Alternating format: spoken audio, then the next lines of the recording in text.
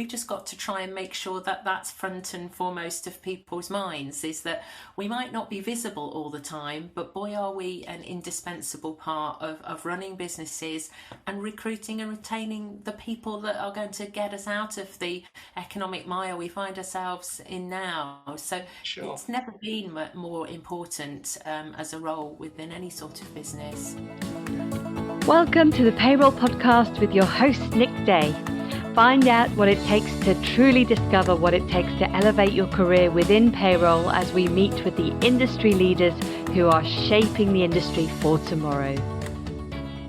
Hello and welcome back to the Payroll Podcast. My name is Nick Day, CEO of JJ Recruitment, specialist payroll recruiters. And today I'm bringing you a very special episode because we are going to be celebrating a fantastic career of Kate Upcraft. She's been on the show with me before. And for those not familiar with Kate's work in the world of payroll, she spent over 20 years at M&S, finalising her role there as legislation manager, where she supported the payroll function for over 65,000 employees. Since then, she's gone on to form a hugely successful payroll career, managing, coaching, and mentoring others in the world of payroll. She's created policy, she's been involved in high-level government lobbying, all to the benefit of the payroll profession. And she has been honoured for these contributions as well. Only a couple of years ago, she won the Accounting Excellence Award for an outstanding contribution to the payroll industry, which was given by AccountingWeb.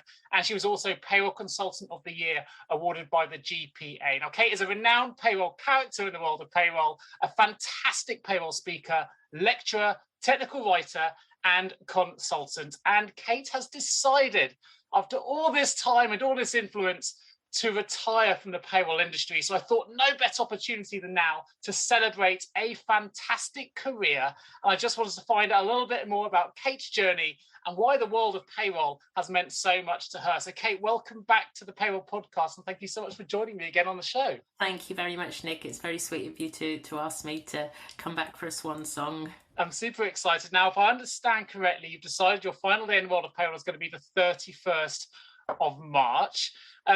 What's brought you to, well, I should probably guess, but what's brought you to that specific date and time?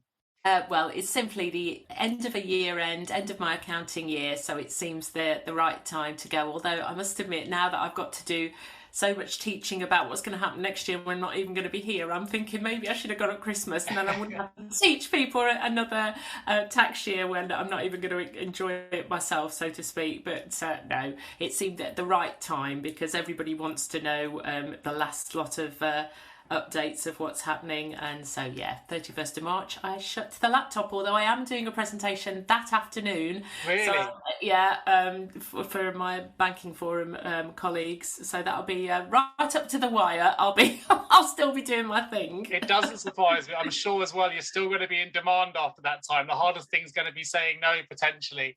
Yeah, I mean, that's what a lot of people are saying. Oh, you're not really going to retire, or couldn't you just look after us, and all of those sorts of things. So yeah, it's going to be very strange and scary. I must admit, it's scary at this point with only a couple of months to go now. Let's bring it back. So a new question I'm asking all my guests at the moment on the podcast is, what does the word payroll mean to you? So with all your career and all the things you've experienced, how would you surmise the word payroll? It's a function that is indispensable, because if you were a CEO and you were deciding who you needed to keep, the people that are there till the lights go off are the payroll team, because ultimately nobody else can be there if you're not. So we all know that, and I think if you're asked to actually decide as a leader of a business, you know that. We've just got to try and make sure that that's front and foremost of people's minds, is that we might not be visible all the time, but boy, are we an indispensable part of running businesses and recruiting and retaining the people that are going to get us out of the economic mire we find ourselves in now. So Sure. It's never been more important as a role within any sort of business. Couldn't agree more, and certainly we've seen the profile of payroll really come to the surface after the pandemic and CGRS, all the things we've been put through. Let's roll it back a little bit, because interestingly in your career, for those that aren't aware, and please do listen to the other podcasts, it's a fantastic episode as well, which we do go into this in more detail. But of course, your background initially was human resources, and you went from HR into payroll. So for those not familiar, tell us a little bit about your beginnings in payroll. How did that start? Yeah, well, it was stupidity, to be honest, because as I was an HR manager in a store at M&S who thought when I'd moved into head office into other roles, oh, there's their advertising for a role in payroll. That must be really simple because I've been an HR manager. So what difficult could there be about that? Because I had, like everybody else, just this view that there was some button you pressed once a month and it was a doddle. But absolutely paying, well, as you said, 65,000 current people, but then another 20,000 at Christmas and another 20,000 pensioners. So over 100,000 people is never going to be a doddle. And in week one, I knew that I was not out of my depth, but this was a completely different ball game than anything I'd done in HR. But at the same time, much more satisfying. And that's no disrespect to HR professionals who might be listening to this. It's just, for me, I liked the beginning, the middle and the end of payroll, and the fact it was either right or it was wrong. There was none of this, things dragging on for a long time and, having to decide in grey areas what to do about things. That's why, for me, I didn't get the job satisfaction in HR that I ultimately got becoming a payroll manager. So, yeah, I had no idea why. It was one of those fortuitous career moves that turned out to be so much better than I ever imagined it was going to be, which is, perhaps a message to youngsters, give things a go, because if they don't work out, you can always do something else, but you just never know if an opportunity is going to turn into a completely different career, which it was. I was never going to probably have stayed at M&S in HR because I didn't enjoy it, but I would probably be retiring from M&S if they hadn't made restructuring decisions that meant we were being, moved as a payroll department up to Manchester, which just wasn't feasible for me with children living in London. So, that gave me a skill set that then allowed me to go on and do other things, which, I just didn't know that was how that was going to work out. So, yeah, you just don't know what's around the corner, really, do you? And I think it shows that perceptions are very rarely the reality. I mean, the perception from you, as you said, we always hear across, it can't be that difficult. Maybe there's a big button, and we talk about that in inverted commas. And you went in, actually, it wasn't that thing, but it was still something that pulled you in and you thoroughly enjoyed and have had an incredibly successful career on the back of it. So going back to that youngster's story, I think there's a message there as well to say that you may think payroll is one thing, but actually, when you embrace it as a career, you might just discover it's something completely different. Oh, and if you think about what, how my career has changed from being to start with, an operational payroll manager, then specialising in legislation for the company, then moving completely out of that and being head of policy and research, then becoming a consultant and lecturing, all of those things, I'm still doing similar stuff, but very, very different day job from a practical payroll manager. So, and people should understand there's so many different career strands, and many more than there were when I became a payroll manager, because, technology, for example, has given people a whole new opportunity as analysts and quality assurance people and user testing managers, things that it just didn't exist back in the sort of the late 90s when I was going into payroll. So it is absolutely a career, whether you want to stay in practical payroll, and even that, of course, you could be in-house like I was, or you could be an outsourced specialist who's working in a bureau or in the accountancy side, and even that's totally different. Your world's your oyster once you've got that technical grounding, is the way I'd look at it. I think one thing I've really loved from knowing you, I've known you in the industry, I'm my 20th year in the industry this year, and I think we've crossed paths so many times during that period, is you've always thrown yourself into the lion's den. You have never been afraid of putting yourself out there, whether it's writing for publications, whether it's government lobbying, we said before, and putting yourself, out there to say, actually, I want to move my career this way, or I want to help the industry in this way. And you've never been afraid to do that. And it's something that I'm really passionate about, trying to help payroll people to raise their voices. Don't be afraid to, be uncomfortable, get comfortable with the uncomfortable. And you've forged a fantastic career out of doing that. It must be very difficult at times, but it shows through the variety of roles that you've had that you have always been able to sort of find those opportunities. And you've actually, of course, become a very successful entrepreneur as a consultant on the back of that as well. So with all that experience, what advice would you give to someone who does want to progress through the career? They've already found their way in payroll, but don't quite know how to propel themselves. What advice would you give? look for the next opportunity, because in my sort of career, I saw when we were coming to, I can't believe it's 10 years ago this October, we were coming to auto-enroll for the first time, that becoming a pension specialist was going to be part of our remit. And that was a whole new ball game in terms of different representative bodies in that space, people who didn't have a synergy with us in payroll before because our disciplines hadn't crossed in the same way. So you've got to spot where the next thing is coming from, where you can make a difference and make a name for yourself. You've also got to spot the people that you can see in your industry are the up and coming ones, the ones who are starting to appear on LinkedIn and be asked to speak at conferences, and reach out to them and say, could we touch base once a month or whatever? And, just because the networking is the vital way. And you will also, if you want to make a difference, need to do things that aren't going to make you money. They aren't necessarily always going to propel you on, but that putting back repays itself in spades. And, at this stage now in my career, I probably spend almost 2 days a week doing voluntary stuff in terms of committee work and with ICAW, where I'm vice chair of the Employment Tax Committee, and other rep bodies that I sit on. But I'm very happy to do that because I've got way more out of that relationship than they're getting in my time, because I've got to meet many people who are much, much cleverer than me in tax disciplines, really outside PAYE.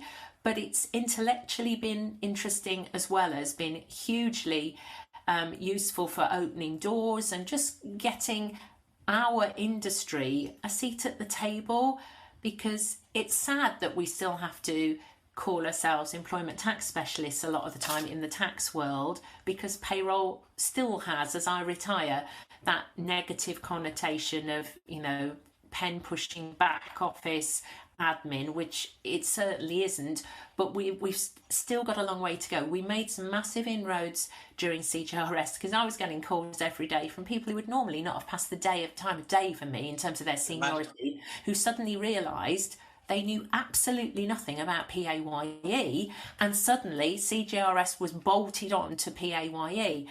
I hope we can keep that momentum going, because that was really our moment. Of course, as you know, in recruitment, it's also caused a lot of people like me and other ladies to walk away and say, I'm retiring now. The pressure has been phenomenal for people who were just expected to learn a completely new government grant system, because that's what it was. It was nothing to do with payroll, but because you had to extract data, it was just assumed we would do and know how to learn all of this for an 18-month window.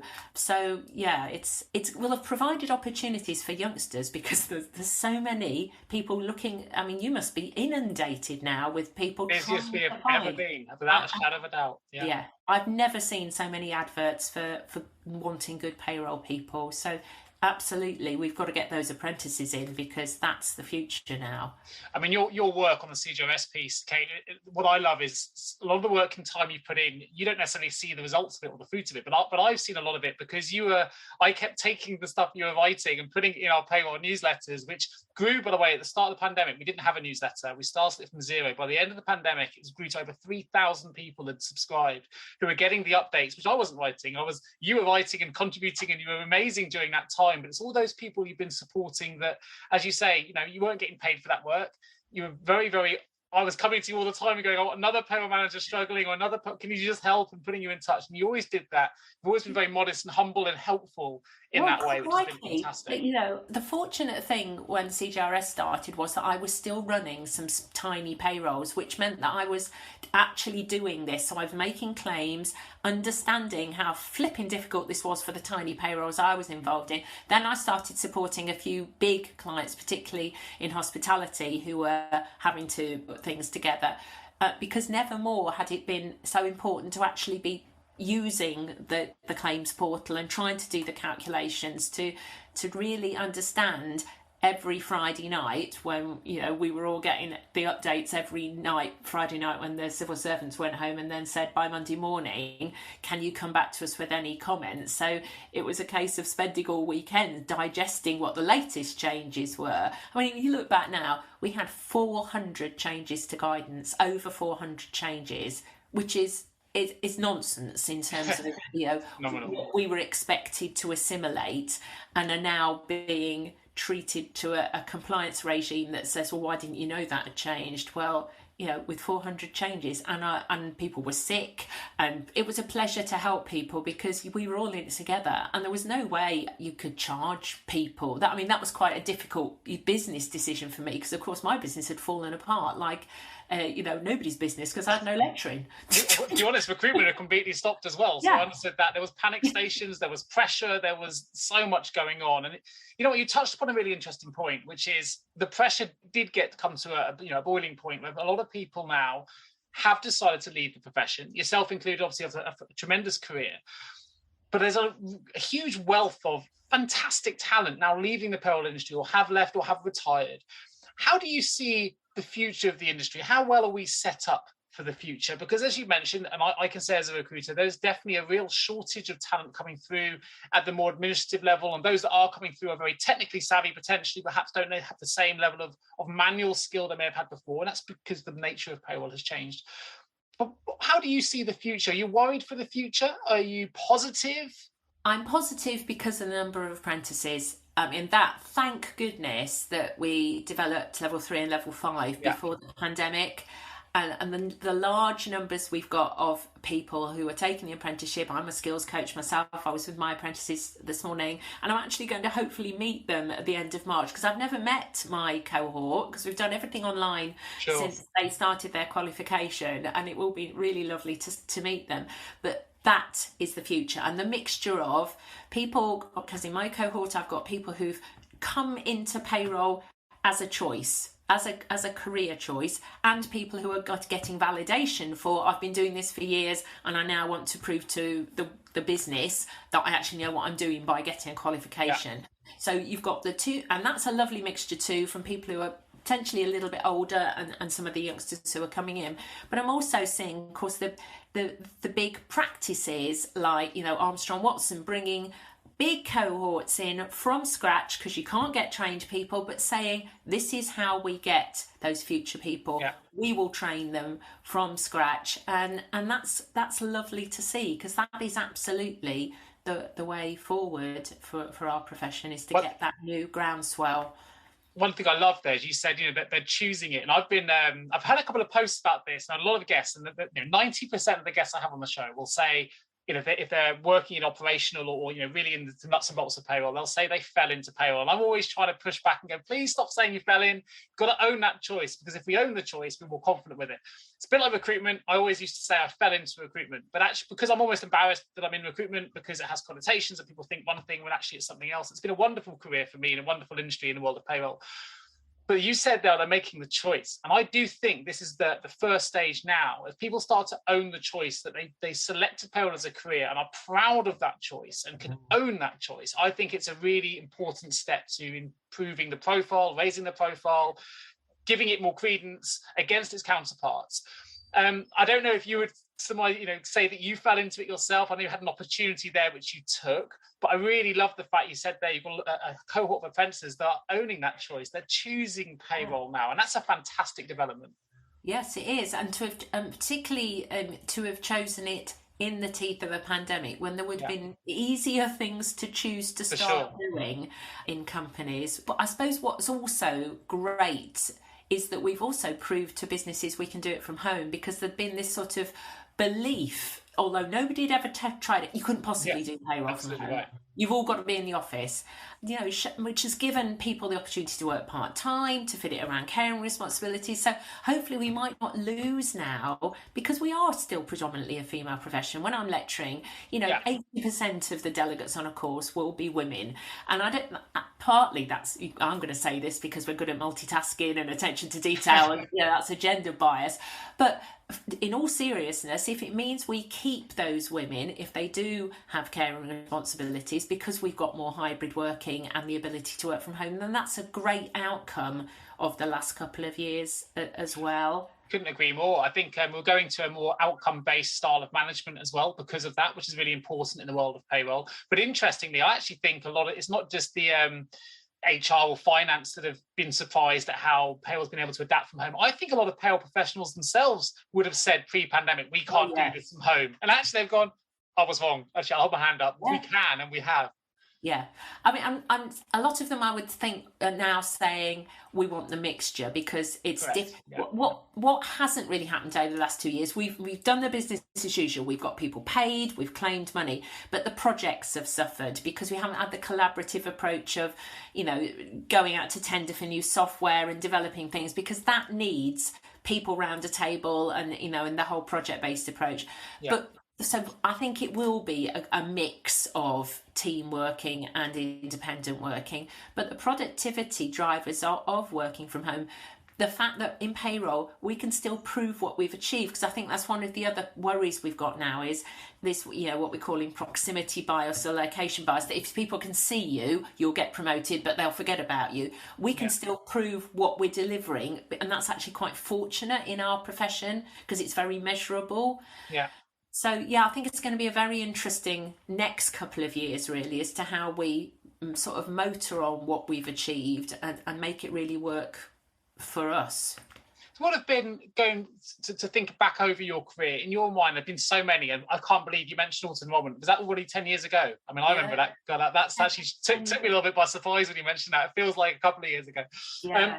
What have been the most significant changes that you've seen in the industry then during your career? I mean, there have been probably thousands you could mention. I mean, there were 400 alone just in the CCRS period. What are the most significant ones you've experienced? Well, of course, from the point of view of how we did it, technology is completely different from I became a payroll manager in November 1990 when we were at M&S just getting word processors so that we could actually, you know, type our own letters. We could actually key things in to the computer system that was our payroll software, because up until then, everything at that point went on paper forms to be put on a magnetic tape in a punch bureau, and overnight it was run onto a mainframe. So we had no ability to change things until that had happened and we could see it the next day. So that whole, you know, Windows were things you looked out of. It wasn't an operating system.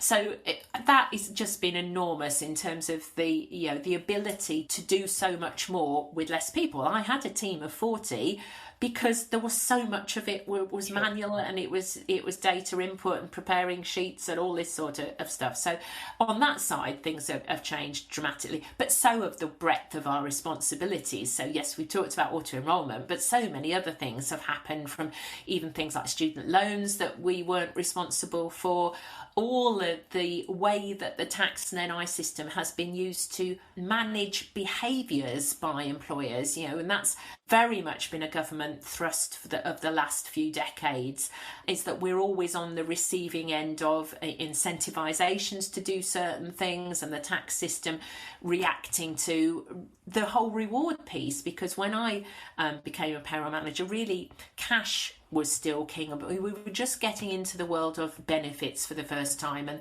and it would be attractive to not just pay people in cash. Let's start with cars and medical, and that huge growth then in the benefits industry, and then the tax system responding to that, and the whole salary sacrifice. I mean, salary sacrifice really hit the ground in 2005 when childcare vouchers was introduced, and then we all thought, well, wow, if we can do this for childcare vouchers, what are all the other things that where we can reconstruct a person's contract and make it cheaper for everybody?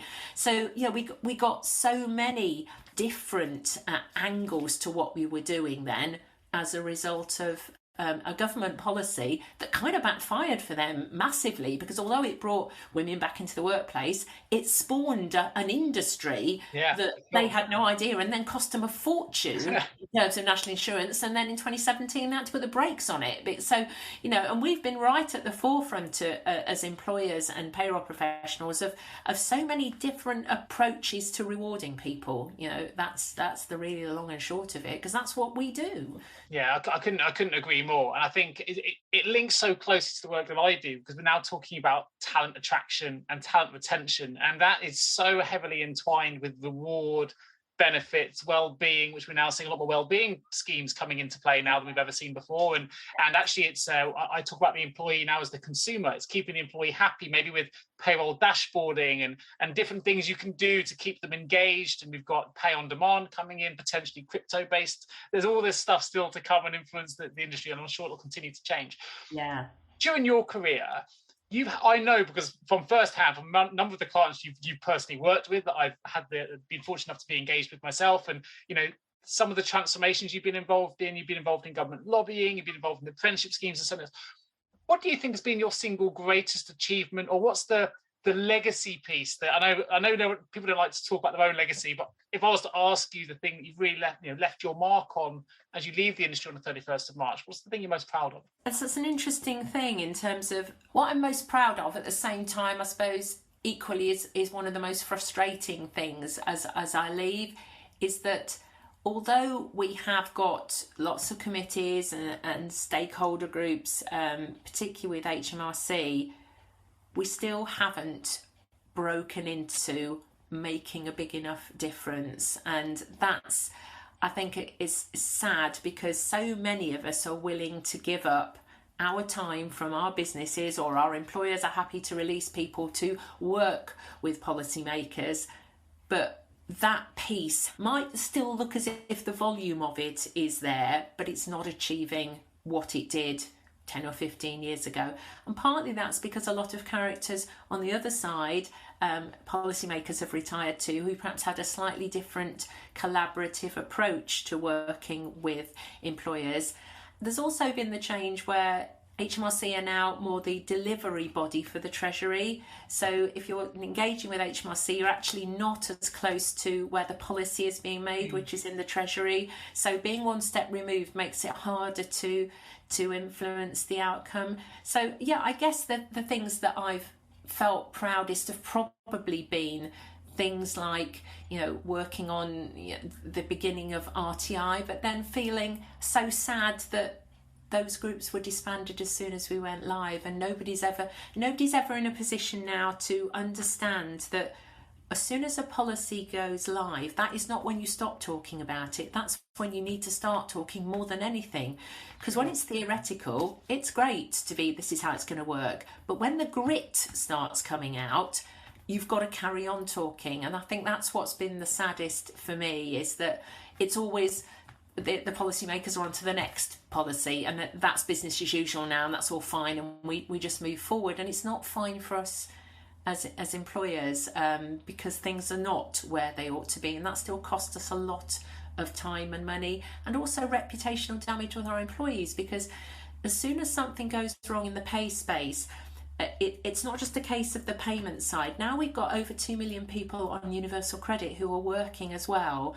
The feed across into the benefits area when things go wrong, we're all getting dragged into that. And now, with inflationary pressures as they are, that's going to be really big for this year. As soon as something is wrong on our side, people are going to struggle to put food on the table, etc. So we're so important to people's lives now, beyond, and we don't know which of our employees are on universal credit, and that's none of our business. We have to assume everybody is, so that we do the best for them, not just within the workspace, but beyond that.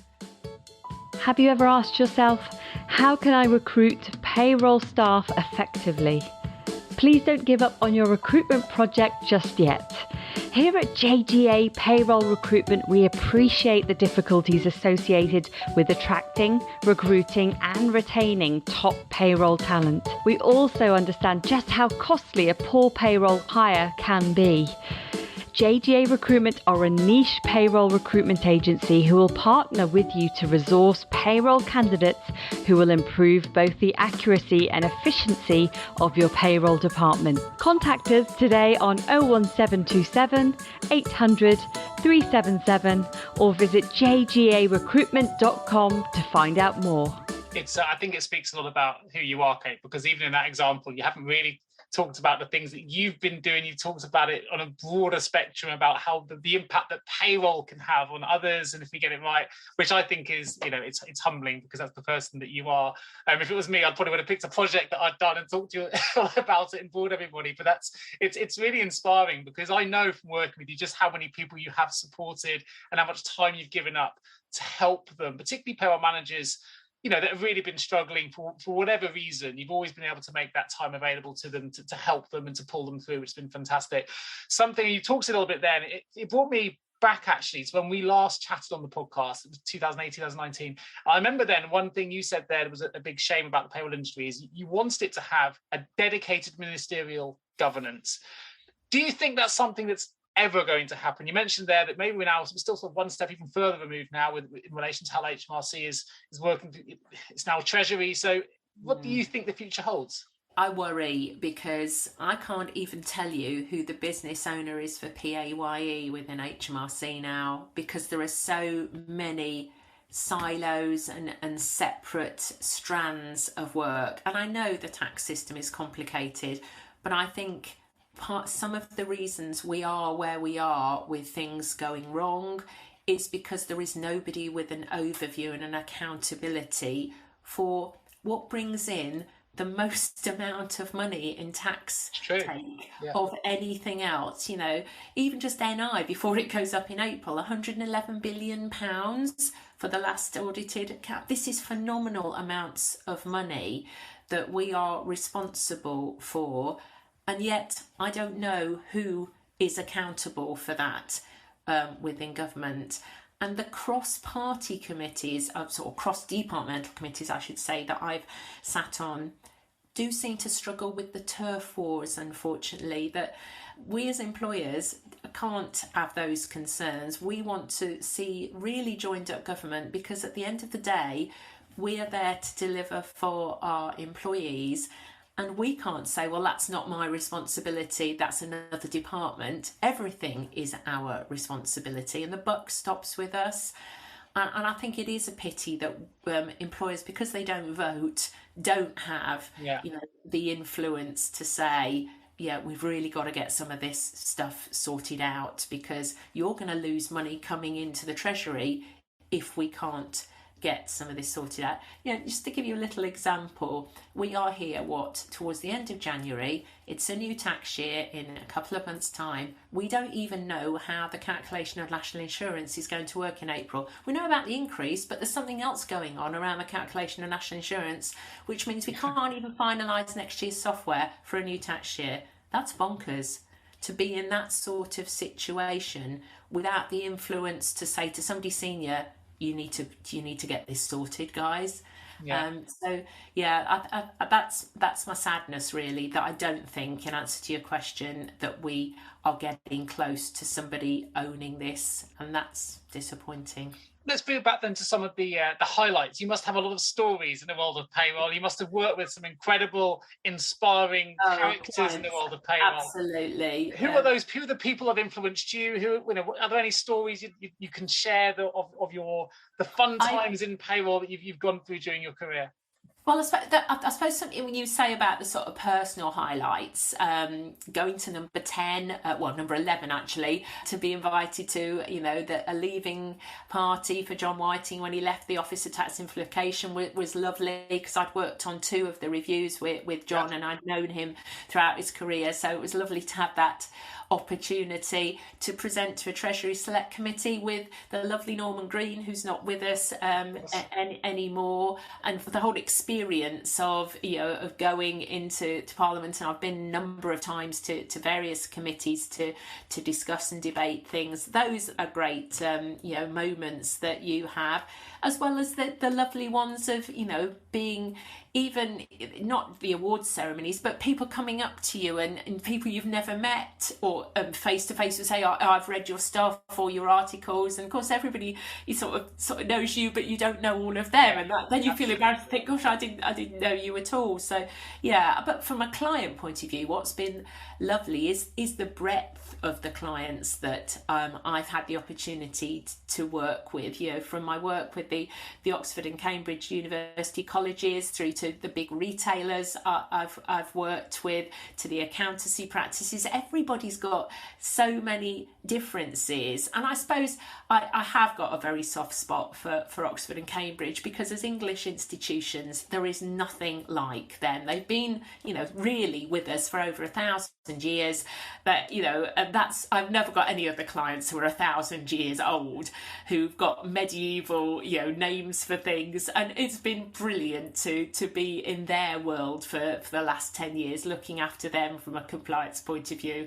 And every time I meet them, there will be times I would just fall about laughing, going, I thought I knew everything about you guys, but you know, you've just told me something else that only you do, that no other employer will ever do.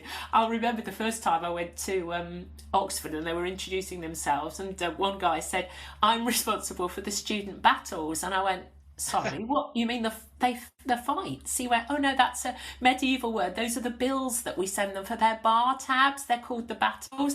And you know, and then it is a medieval word, and you just think this is just a completely different side of payroll that I've ever experienced before. But they are super, and I'm going to see them for the last time in February and March, and it will be sad to say goodbye to that, because I didn't go to university, so it's my fix of staying at one of the colleges as well and feeling kind of a bit of a student just for a week once a year.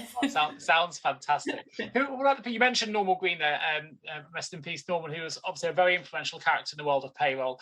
Who are the people, perhaps when you were first starting out in your career, that you looked up to at that time or helped you along your journey, or even the people now that there must be times when you need to ask for support now and again, you may actually fall upon? Who are those people who've been every day of the week? Well, we've mentioned Norman, but also Yvette Lamady. When Yvette was involved at CIPP, we did a lot of work together in the policy and research team when I was working there.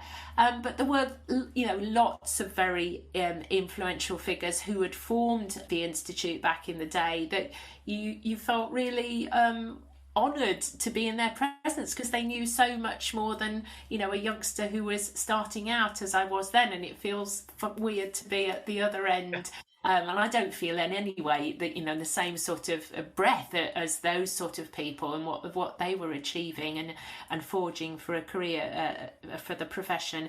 But yeah, they were smashing. And now the people I work with now every day help me. And my network is absolutely vital to me, because I am a consultant on my own. So constantly there'll be emails going backwards and forwards all day long, saying, what do you think this means? Or have you seen that? Or, you know, have you heard what's going on in that committee? So I'm no different to anybody else. I don't understand everything that's proposed.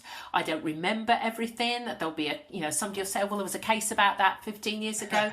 You cannot possibly, well, I certainly can't retain all of that information that you need.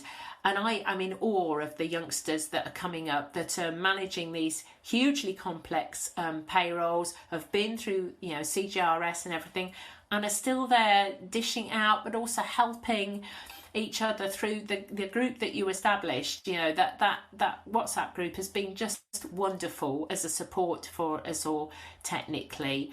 And even though we don't know each other physically, you really feel connected to a community. And most of the time, people are, you know, very much on their own. It doesn't matter even if you've got a big team. If you're the senior payroll manager, you've still got nobody else to bounce things off, because you're supposed to be the fount of all knowledge.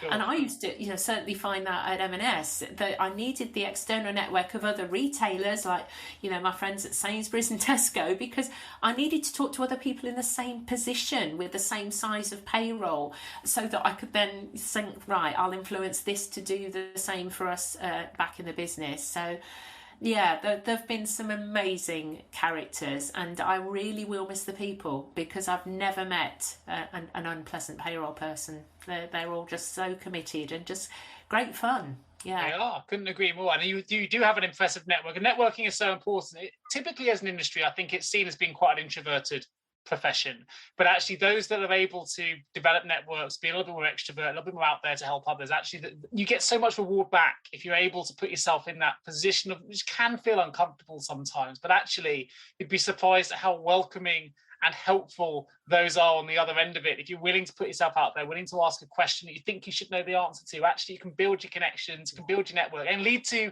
so many different things, as we are in this podcast today. Absolutely, because you're not always going to be flavour of the month, and I absolutely know there will be people who will be really glad that I'm retiring, because because you stand up and you have a view, it's not going to be shared by everybody at all.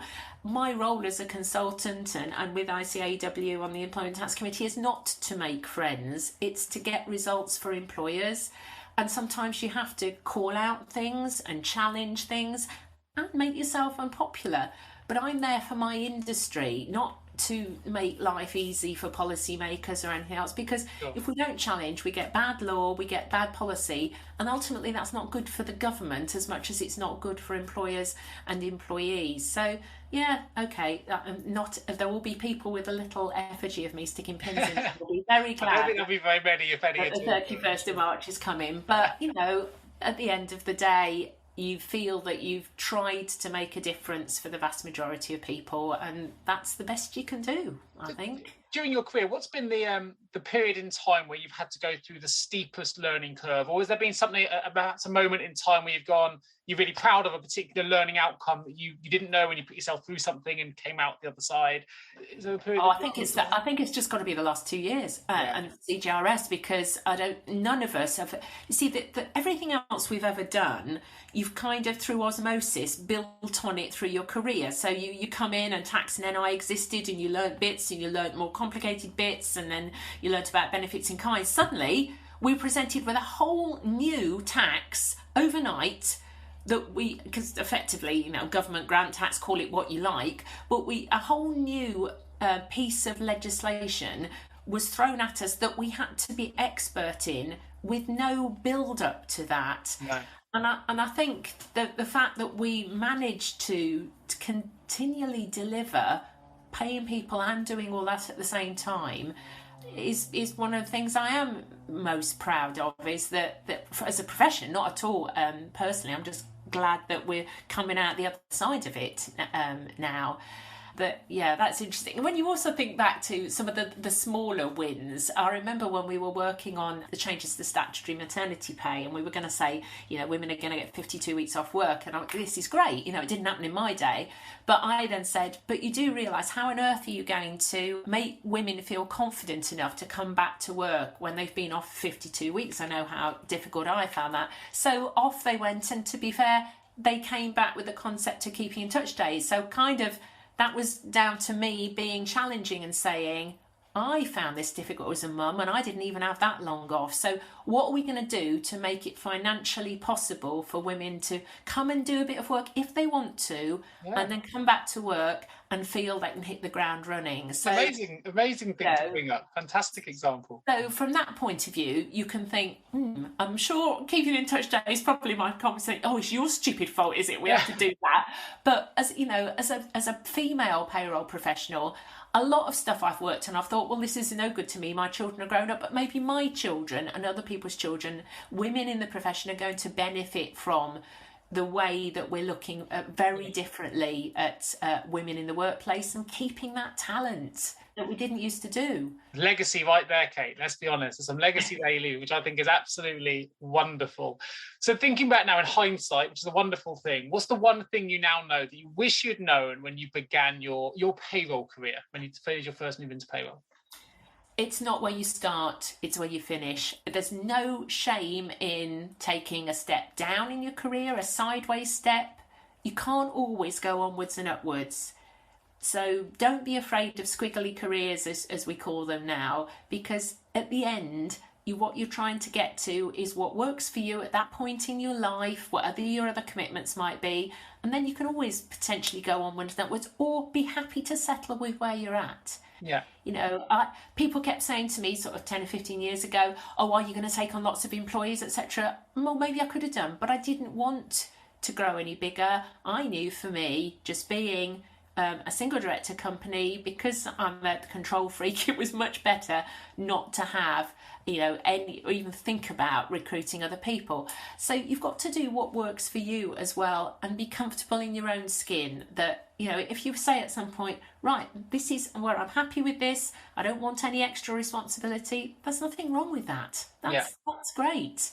But I think particularly working at M&S, which was such a high achieving company, we were always, being told to strive for the next promotion, etc. And actually, that's a culture that I'm glad I did have the chance to move away from, because we didn't really want people who were happy to settle. And we do need people. We don't always want everybody just going up the next rung of the ladder. I always use the analogy that football teams with 11 David Beckhams, albeit when he played, don't win World Cups. You need a group of people with different backgrounds, different experiences, different skills, different cultures, whatever it is, and bring those together. It's the group, it's the team that makes it work. And we just launched a download recently on our website, which is talking about the different payroll career pathways. We've identified over 60 different pathways within payroll alone now. Wow. You mentioned some of them, down to payroll web development, to payroll sales, to implementation, project management, directors like yourself giving consultant services. There are so many opportunities now, policy, training, lecturing, apprenticeship programs, that actually, if you're not happy, but you love payroll, but you want to change, now is actually you can do that now. And as you say, take a step back. What works for you and your family? Do you need home working? Do you need hybrid working? Do you need the buzz of an office? You can actually take that time. There are opportunities available. And I think that's a wonderful shift within the world of payroll, because even when I started, it was just payroll administrator to payroll manager, and then it pretty much ended. That was the ceiling really for payroll professionals, and it's not anymore. And we talked then about, will there ever be a payroll director? Well, we've absolutely got people, in my friendship group now who are payroll directors, and that's great that people have got that seat at the table now and that recognition. Yeah, definitely. And you're probably doing this with your cohorts in a minute, Kate, but if you could give one piece of advice to someone starting their career in payroll right now, what would that piece of advice be?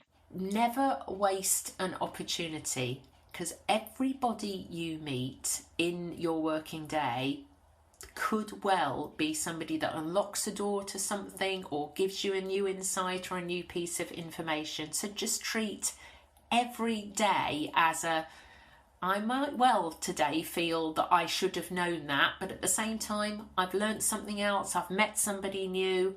Who knows what door that might open in the future? And not everything will come back immediately. I think that's the hardest thing when you first go into business on your own, and you'll have got this all the time, that a lead doesn't always generate money, but then 2 or 3 years later, maybe suddenly it all comes good. So the investment is there, and sometimes it'll all just fit together, and you won't know why, but it just does. I mean, this podcast is not, I don't charge anything for the podcast, and but it leads to so many great networks and opportunities and relationships and all the things that come behind it, which that's what it's all about, is networking and giving yourself opportunities. And I couldn't agree more. I love that response. Maybe it's the recruiter in me, Kate, but everyone offers opportunity, and that's not because you want to take advantage of that. It's just opening, as you say, unlocking doors. You never know where they could lead, and if it leads somewhere positive, then that's great. I mean, and I've said to some of my payroll contacts, are we still going to be friends and go out socially? Because I've actually got loads of friends in this profession now that and people have laughed and said, of course, we're not just friends because you happen to be in payroll. It's just that you do have a synergy with people in this profession, because there's something running through us, a bit like cutting a stick of rock, that says we're about people. Well, look, this is your story, not mine, but I'll give a good example. So I went on this is a few years ago, I went on a stag party for a payroll manager friend of mine who I only know through the world of payroll. Actually, when I first met this individual, he was expecting his first child. He's now got 2 and they're teenagers, and it was a long time ago. But I went on this individual stag do, and while we were there, it was when they were shooting the new Sherlock Holmes film. And we were on the back of a tractor with hay bales as part of the stag thing in Reading. And Robert Downey Jr. got on the back of the tractor with us and sat in full. It took us about 10 minutes to realise who he was. And just joined us on the back of the trailer, driving around Reading, drinking beer, which never would have happened. So there you go. If I didn't know, it wasn't in the world of payroll, I wouldn't have been on the stag do, and I wouldn't have been sat next to Robert Downey Jr. on the back of a tractor in Reading. Well, there you go. That's networking supreme, isn't it? You've worked with some, a number of influential people in the world of payroll. I'm sure there have been some great leaders throughout that time. But in your view, what's been the guiding principle or the behavior that you've seen in the people that you would consider being great leaders during that time? Two things, really, if I'm allowed to, even though you said guiding principle. Collaborators who have really pulled together the best of the team and recognise that everybody's got different things they can bring to a successful team, and the ones who've had the humility to say, I'll never forget one of my first meetings with somebody, and this was a very typical thing at M&S. People would be piloted in as very senior people with no background in that particular discipline, and that was what we were trained to do. You just go and manage whatever. But I'll never forget this particular individual who was becoming the new senior group payroll manager saying, my name's so-and-so, and I'm terrified because I have never done this sort of stuff before, but I know I've got a great team in you guys who will help me and tell me what you need me to influence upwards, because that's what great leaders do as well. They take the concerns and make sure that they represent them in the forums that they're in, that you don't get a place at the table. So humility, I think, is a really important character trait. Recognising what you don't know, but bringing people with you so that you don't trample over them and get promoted on the back of their knowledge, but you all move forward together. That, to me, is good leadership. It's a brilliant response. I think you show a lot of humility yourself, Kate, I'll be honest. Certainly during the course of this podcast, if nothing else. Last two questions. I know we could talk forever, and I don't want to take up too much of your time. I know you're very much in demand as we approach your retirement date as well, with everyone trying to grab the last bit of Kate Upcraft support while they can. So my last two questions are this. The first one is, what do you think the future of payroll looks like? I think it's very bright for all the things we've said over the last hour. We've got that structured qualification. We've got people coming in. We've got, as you said, a real hike in salaries over the last couple of years. Absolutely, yeah. We are in demand. So that's a really positive place to be. And the fact that people like me are shuffling off does give opportunities to people. So I think it's a really positive place that we're at the moment as a profession. So my last question, which I'm sure everyone wants to know, is what's next for Kate Upcraft? What are you planning to do when you leave the world of payroll? Nothing payroll related at all. My main hobbies are things I haven't been able to do for the last couple of years, which is live music and theatre. So I should be doing a lot more of going to gigs and going to the theatre. One thing I have applied to do, and this is probably really silly to talk about because I won't get it, but just to say this is what I would love to do, is I've applied to become a trustee of the M&S pension scheme, because they want a new director, a member director, and it would be lovely to be able to put something back, because that's the scheme that's letting me retire now. And if I hadn't been in payroll, I wouldn't be able to retire now, because I was the payroll manager. I knew about AVCs. I knew that we could buy extra service. I knew that my husband could buy extra service because I was the payroll manager. So we almost crippled ourselves as a young couple, but that's paid dividends now, because it's enabling us, because we were very fortunate to be in a final salary scheme, to be able to retire. And there's 100,000 people in that final salary scheme still that are looked after by M&S and the trustees, and I'd love to be able to do some work with them, making sure that another generation of sales assistants, etc., who've got plenty of other things to worry about and shouldn't have to worry about their retirement, and can rely on the company and the trustees doing the best for them, so that they have the opportunity to retire at a sensible age like I got. So I'm sure I won't get it, but at least, it would be nice to be able to put something back into that. I think that response speaks volumes for the person you are. Somehow we've managed to go full 360 and bring it back to payroll and pensions, even in what you're doing next, Kate, which I love. There's still started there. You kind of went, live music, theatre, and now let's talk about pensions, which I think is hilarious. But I wish you every success in securing that role. I hope that happens for you. I hope you're able to continually influence in all the ways that you want to be able to influence pensions, payroll, anything else you decide to do. What kind of live music and theatre are you into? Any particular genres? Oh, well, I'm a prog rock girl because Okay.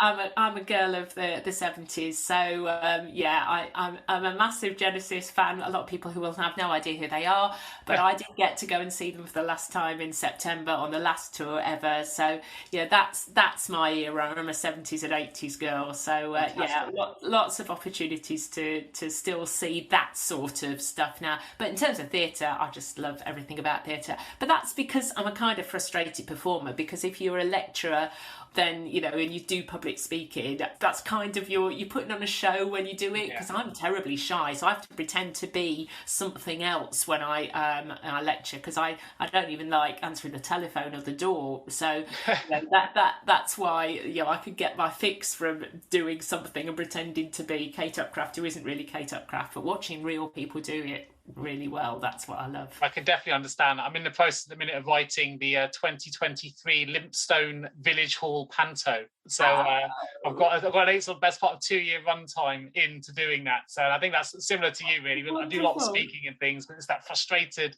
I don't know, actor or performer in me that wants to get the message out in small village style, maybe. But no, it's funny, isn't it? And I've got a daughter who did theatre and performance at university, and it is very talented creatively. So I kind of, there's that genetic link to that as well. But yeah, I just get such a buzz out of seeing people do really clever creative stuff. Where did your daughter study?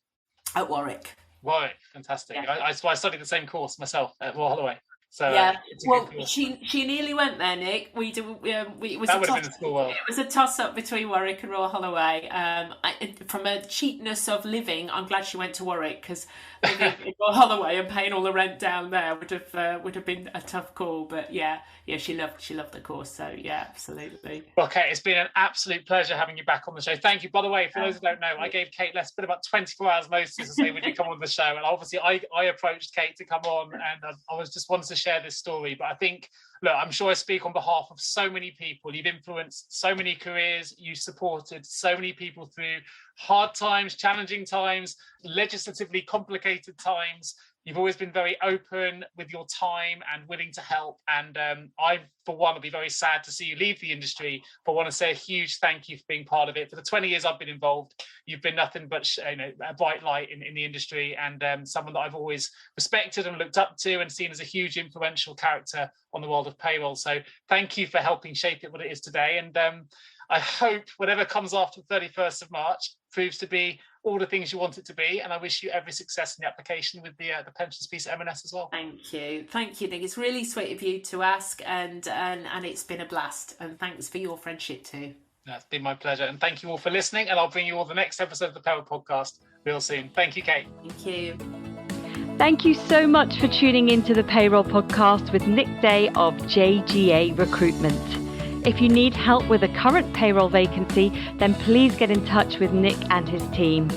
All contact details can be found in the episode notes. In the meantime, to make sure you never miss a future episode, please subscribe to the show through any of your favourite podcast channels. Till next time.